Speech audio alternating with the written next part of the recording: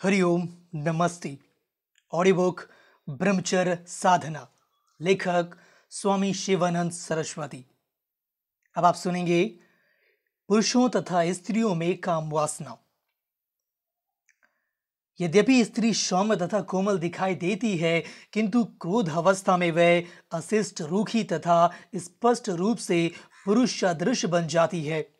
क्रोध, प्रकोप, रोष तथा अमर्ष के प्रभाव में आकर उसकी नारी सुलभ शालीनता लुप्त हो जाती है।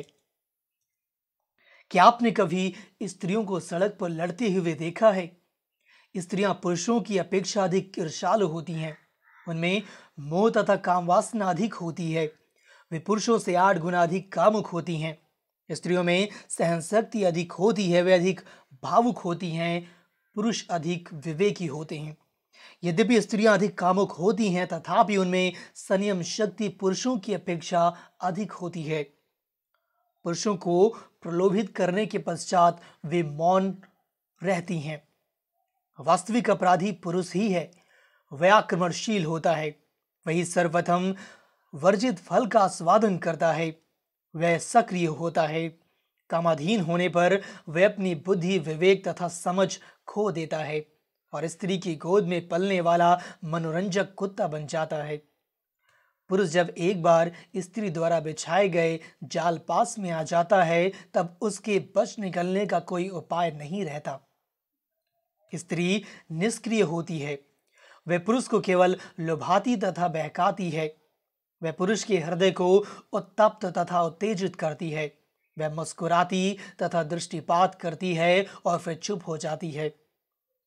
वह प्रतीक्षा करती है। पुरुष आक्रामक है। वही वास्तविक अपराधी है। पुरुष ही सबसे बुरा अपराधी है। वही वास्तविक बहकाने वाला है। वह आक्रामक तथा अतिक्रामक है।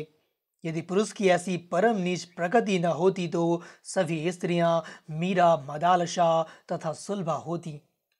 उसे ही सर्वप्रथम सुधारना तथा नया आकार देना चाहिए। उसमें उतना आत्मसंयम नहीं होता है जितना कि स्त्रियों में होता है।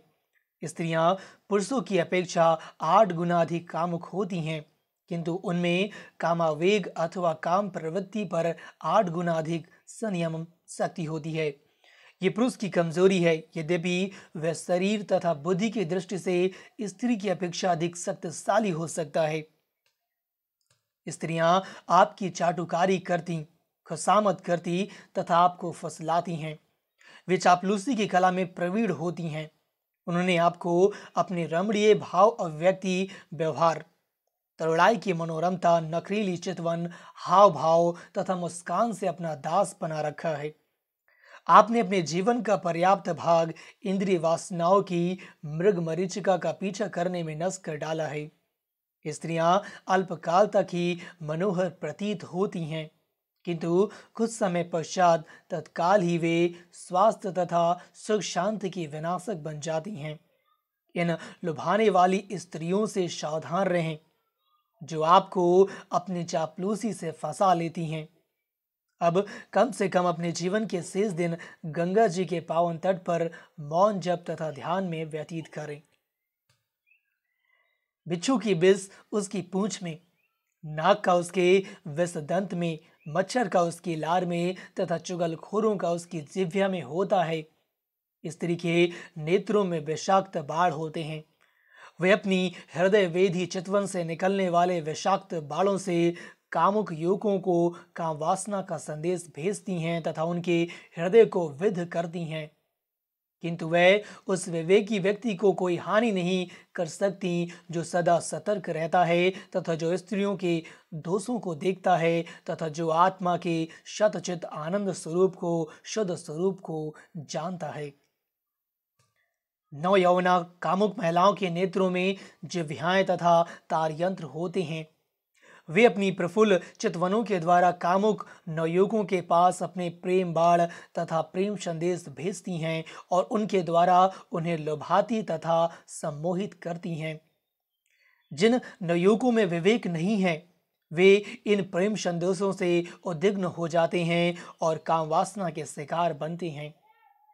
यद्यपि उनमें उच्च महाविद्यालयीय शिक्षा होती है तथा वे उच्च पद पर तथा उपाधियों से संपन्न होते हैं, तथापि वे महिलाओं के क्रीड़ा मृग अथवा गोद में पलने वाले मनोरंजक कुत्ते बन जाते हैं।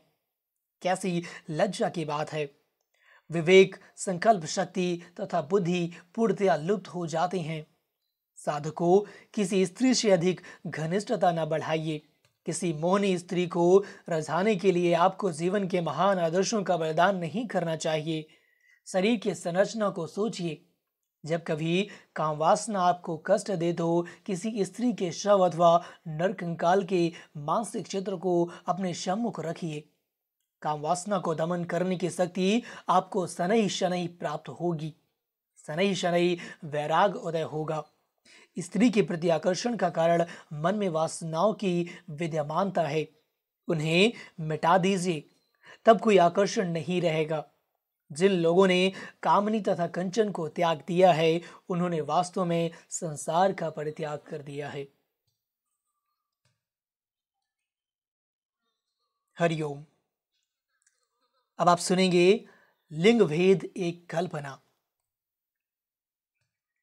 लिंग पुरुष तथा स्त्री जाति के मध्य वर्तमान विभेद है। ये मानसिक सृष्टि है, ये कल्पना है। ये शरीर जिन पंच तत्वों से संगठित है, उनमें कोई लिंग भेद नहीं है। मानव शरीर पंच तत्वों के सम्मिश्रण के अतिरिक्त अन्य कुछ भी नहीं है। फिर यह लिंग भेद का भाव क्यों कर आया? लिंग भेद का विचार भ्रामक है। ये मन की एक चाल है, ये माया का इंद्रजाल है, ये एक धारणा है। यौन विचार बद्ध मूल होता है। पुरुष कभी ये नहीं सोच सकता कि वह स्त्री है, स्त्री कभी ये नहीं सोच सकती कि वह पुरुष है। एक जीवन मुक्त महात्मा के लिए यह जगत एकमात्र ब्रह्म से आपूर्ण है। एक कामुक व्यक्ति के लिए यह जगत स्त्रियों से आपूर्ण है। वह यदि एक काष्ठ स्तंभ को कौशेल आबादे से अथवा आकर्षक सजावट वाले अंचल युक्त सुंदर वस्त्र तथा साय से आवृत कर दे, उसे ढक दे, तो उससे ही अनुरक्त हो जाता है। कामवासना एक भीषण अभिशाप है। जब व्यक्ति कामवासना के अधीन होता है तो उत्तेजना तथा काम आवेग उसकी समझ तथा बुद्धि को नष्ट कर डालते हैं, उसको अभिभूत कर लेते हैं तथा उसे सर्वथा असहाय बना डालते हैं। जिस गृहस्थ ने संसार के कष्टों के परिणाम को सम्यक रूप से समझ लिया है, वह सांसारिक जीवन से अपना पीछा छुड़ाने का प्रयास करता है। इसके विपरीत कामवासना से पूर्ण एक अविवाहित व्यक्ति व्यर्थ में यह सोचता है कि वह पत्नी तथा संतान के अभाव के कारण अति दुखी है और वह अपना विवाह करने का प्रयास करता है। ये माया है, ये मन की चाल है, सावधान रहें। एक कामी अविवाहित व्यक्ति सदा यह सोचता रहता है, मैं कब एक नवयुवती पत्नी के साथ जीवन यापन कर सकूंगा।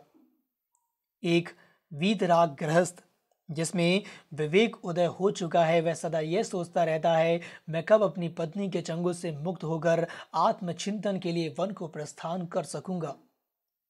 आप इन चिंतनों के अंतर पर ध्यान दें।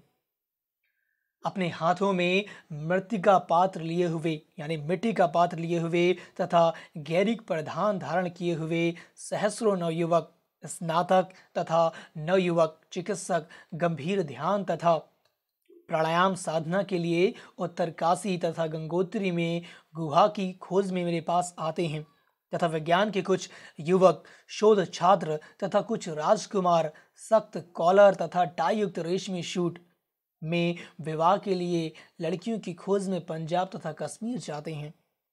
क्या संसार में सुख है अथवा दुख? यदि सुख है तो ये शिक्षित नवयुवक व्यक्ति वनों को क्यों प्रस्थान करते हैं? यदि संसार में कष्ट है तो ये नवयुवक कामनी, कंचन तथा पद के पीछे क्यों पड़े रहते हैं? माया रहस्यमयी है, मोह रहस्यमय है। जीवन की प्रहेलिका को तथा संसार की प्रहेलिका को समझने का प्रयास कीजिए। हरि ओम। अब आप सुनेंगे सौंदर्य एक मानसिक संकल्पना। माया मन की कल्पना के द्वारा तबाही करती है। स्त्री सुंदर नहीं है किंतु कल्पना सुंदर है। चीनी मधुर नहीं है किंतु कल्पना मधुर है। भोजन स्वादिष्ट नहीं है, किंतु कल्पना स्वादिष्ट है। व्यक्ति दुर्बल नहीं है, किंतु कल्पना दुर्बल है। माया तथा मन के स्वरूप को समझिए तथा बुद्धिमान बनिए। मन की इस कल्पना का विचार द्वारा निरोध कीजिए तथा ब्रह्म में विश्राम लीजिए, जहां न कल्पना है और न विचार ही। सुंदरता तथा कुरूपता मन की मिथ्या कल्पनाएं हैं। मन स्वयं एक मिथ्या तथा आभासी उपज है। अतः मन की कल्पनाएं भी मिथ्या ही होनी चाहिए। वे सब मरुस्थल में मृग मरीचिका के समान हैं। जो वस्तु आपके लिए सुंदर है, वही दूसरे व्यक्ति के लिए कुरूप है। सुंदरता तथा कुरूपता शब्द सापेक्ष है। सुंदरता मानसिक संकल्पना मात्र है। यह केवल मानसिक प्रक्षेपण है। शब्द व्यक्ति ही शरीर की सुडौलता, सुष्ट आकृति, चारु गति, ललित व्यवहार तथा मनोहर रूप के विषय में अधिक बातें करता है। अफ्रीका के हब्सी में इन विषयों का कोई विचार नहीं होता है। वास्तविक सौंदर्य एकमात्र आत्मा में ही है। सौंदर्य मन में रहता है, पदार्थों में नहीं। आम मधुर नहीं है, आम का विचार मधुर है। ये सब वृत्ति हैं। ये मन का धोखा है, मन की संकल्पना है, मन की सृष्टि है। वृत्ति को नष्ट कीजिए, सौंदर्य लुप्त हो जाएगा। पति अपनी कुरूप पत्नी में सौंदर्य संबंधी अपने ही विचारों को विस्तारित करता है और काम वासना के द्वारा उसे बहुत सुंदर समझता है। शेक्सपियर ने अपनी मिड समर नाइट्स ड्रीम पुस्तक में से ठीक ही व्यक्त किया है। कामदेव को अंधे के रूप में चित्रित किया जाता है। वह जिप्सी महिला के रूप रंग में हेलेन के सौंदर्य का दर्शन करता है। इंद्रियां तथा मन आपको प्रतिक्षण धोखा देते हैं। वे आपके वास्तविक शत्रु हैं। सौंदर्य मानसिक सृष्टि की उपज है। सौंदर्य कल्पना की उपज है। वह कुरूप स्त्री अपने पति के नेत्रों में ही बहुत सुंदर प्रतीत होती है। मेरे प्रिय मित्रों, एक वृद्ध महिला की झुर्रीदार त्वचा में सौंदर्य कहाँ है? आपकी पत्नी के शैय्याग्रस्त होने पर सौंदर्य कहाँ होता है? जब आपकी पत्नी गुस्सा होती है, तब उसमें सौंदर्य कहाँ होता है? एक स्त्री के मृतक शरीर में सौंदर्य कहाँ होता है? मुख का सौंदर्य प्रतिबिंब मात्र है।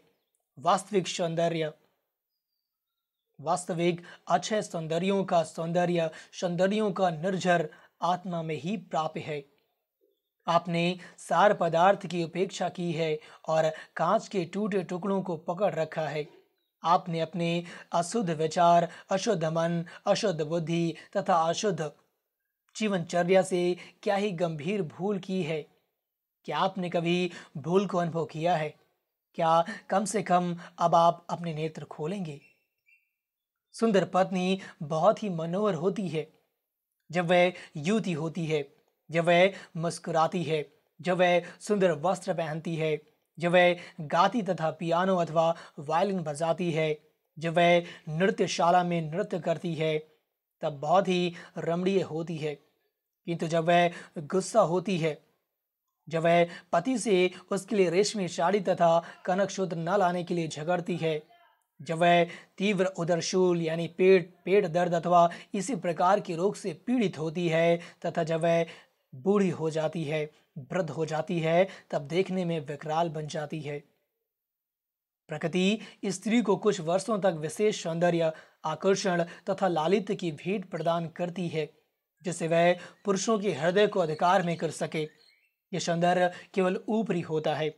यह शीघ्र चीड़ हो जाएगा, बाल सफेद हो जाएंगे तथा त्वचा शीघ्र झुर्रियों से भर जाएगी। दर्जी बनकर वेलवेट काढ़ने वाला, श्रृंगार करने वाला तथा स्वर्णकार कुछ क्षणों के लिए ही हमें सुंदर बनाते हैं। व्यक्ति उत्तेजना, प्रेम, उन्माद तथा भ्रम में आकर इस बात को भूल जाता है। यह माया है। इस माया का कभी विश्वास न कीजिए। सावधान रहिए। हे मानव, जाग जाइए। उस सौंदर्य के सौंदर्य का पता लगाइए जो आपके अंदर है, जो आपका अंतरतम आत्मा है। हे नारी, मीरा की भांति गाइए और मीरा के गिरधर नागर में विलीन हो जाइए। कि आपने कभी रुक कर ये विचार किया है कि सुंदर स्त्रियां जो आप में काम उद्दीप्त करती हैं किससे संगठित हैं। अस्थि, मांस, रक्त, मूत्र, विष्ठा, पीप, श्वेद, कफ तथा अन्य मलों की पोटली। क्या आप ऐसी पोटली को अपने विचारों का स्वामी बनने देंगे? क्या आप अपने शाश्वत शांति तथा सुख का ऐसे क्षणिक सुरभि के गंदे घालमेल से विनिमय करेंगे? यह आपके लिए लज्जा की बात है कि आपको इच्छा शक्ति, बुद्धि तथा विवेक ऐसे लज्जास्पद उद्देश्य के लिए ही प्रदान किए गए थे। क्या आपने सुना तथा देखा नहीं है कि शारीरिक सौंदर्य ऊपरी होता है तथा प्रत्येक गुजरने वाली दुर्घटना, रोग तथा अवस्था के आश्रित है। हरि ओम। अब आप सुनेंगे स्त्री के सौंदर्य का भ्रामक वर्णन। कवियों ने स्त्री के सौंदर्य के वर्णन में अतिशयोक्ति की है। ये विभ्रांत व्यक्ति हैं जो नवयुवकों को विपथगामी बनाते हैं। सम्मोहक नेत्री कुशोरियां, चंद्र आनन, गुलाबी कपोल तथा मधुमेह अधर जैसे वर्णन अयथार्थ तथा काल्पनिक हैं। मृत शरीर में, वृद्धा स्त्रियों में तथा रोगी महिलाओं में सौंदर्य कहाँ है? स्त्री के क्रोधनमत होने पर उसमें सौंदर्य कहाँ होता है? आप इससे अवगत हैं, तथापि आप उनके शरीरों से लिपटते हैं। क्या आप पक्के मूर्ख नहीं हैं? ये माया की शक्ति के कारण है। माया तथा मोह की शक्ति रहस्यमयी है। स्त्री का सौंदर्य मिथ्या, कृत्रिम तथा क्षयशील होता है। सच्चा सौंदर्य अक्षय तथा शाश्वत होता है। आत्मा सभी सौंदर्यों का सूत्र है। वह सौंदर्यों का सौंदर्य है। उसका सौंदर्य चिरस्थायी तथा अक्षय होता है। आभूषण, मनोहारी किनारी वाले रेशमी वस्त्र, केस को स्वर्ण की बालों की चिमटी यानी हेयर पिन से संवारना, पुष्प, मुख पर अंगराग, ओष्ठों पर ओष्ठवलेप, नेत्रों में अभिव्यंजन के प्रयोग ही स्त्रियों को अस्थायी सजावट तथा चमक दमक प्रदान करती हैं। यानी उन्हें मेकअप ही उनकी चमक को बढ़ाता है, उनकी सुंदरता को बढ़ाता है। उन्हें उनके मुख के अंगराग, उनके आभूषणों तथा भड़कीले वस्त्रों से वंचित कर दीजिए तथा किनारी रहित सादे श्वेत वस्त्र पहनने के लिए कहिए। अब सौंदर्य कहाँ है? त्वचा का सौंदर्य भ्रांति मात्र है। कविजन अपनी कल्पनाशील श्रृंगार रस की भावदशा में वर्णन करते हैं कि सुंदरी युवती के ओष्ठों से अमृत स्राव होता है, अमृत बहता है। क्या यह वास्तव में सच है? आप वास्तव में क्या देखते हैं? भीषण पड़ीधर यानी कि पायरिया ग्रस्त दंतों के कोटरों से दुर्गंध युक्त पीप, कंठ से गंदा तथा गर्हित थूक तथा रात्रि में ओष्ठों पर टपकने वाली मलदूषित लार। क्या इन सब को आप मधु अथवा अमृत कहते हैं? किंतु कामार्थ, कामाशक्त तथा कामोन्मत्त व्यक्ति कामावेग के प्रभाव में आने पर इन सब गंदे मल उत्सर्ग को निगल जाता है। क्या इससे अधिक घिनौनी कोई वस्तु है? क्या यह कभी ऐसा मिथ्या वर्णन प्रस्तुत करने तथा कामर्थ नवयुवकों की इतनी तबाही तथा क्षति पहुंचाने के दोषी नहीं है? चमकदार त्वचा के पीछे निस्त्वचित मांस है। एक युवती स्त्री की मंद स्मित के पीछे भूभंग तथा क्रोध छिपे हुए हैं। गुलाबी ओष्ठों के पीछे रुगाड़ू रहते हैं। सौम्यता तथा प्रिय वचन के पीछे कड़ कटु शब्द तथा गालियां प्रच्छन्न रूप से विद्यमान है। जीवन क्षणभंगुर तथा अनिश्चित है। हे कामार्थ मानव, हृदय के अंदर आत्मा के सौंदर्य का साक्षात्कार कीजिए। शरीर तो व्याधि मंदिर है। इस संसार में राग का जाल दीर्घकालीन अतिभोग से सुदृढ़ होता है। इसने अपनी ग्रंथिल मोटी रज्जु से आपके ग्रीवा को ग्रथित कर रखा है। त्वचा रहित, वस्त्र रहित, आभूषण रहित स्त्री कुछ भी नहीं है। जरा एक क्षण के लिए कल्पना कीजिए कि इसकी त्वचा पृथक कर दी गई है। आपको कौवों तथा गिद्धों को भगाने के लिए एक लाठी लेकर उसके पास में खड़ा रहना पड़ेगा। शारीरिक सौंदर्य आभासी, भ्रामक तथा छीड़ होने वाला है। ये चर्मगत है। वाय आकृति से धोखा ना खाएं, ये माया का इंद्रजाल है। मूल सूत्र के पास, आत्मा के पास, सौंदर्य के पास, चिरस्थायी सौंदर्य के पास जाइए, उस परमात्मा के पास जाइए। हरिओम।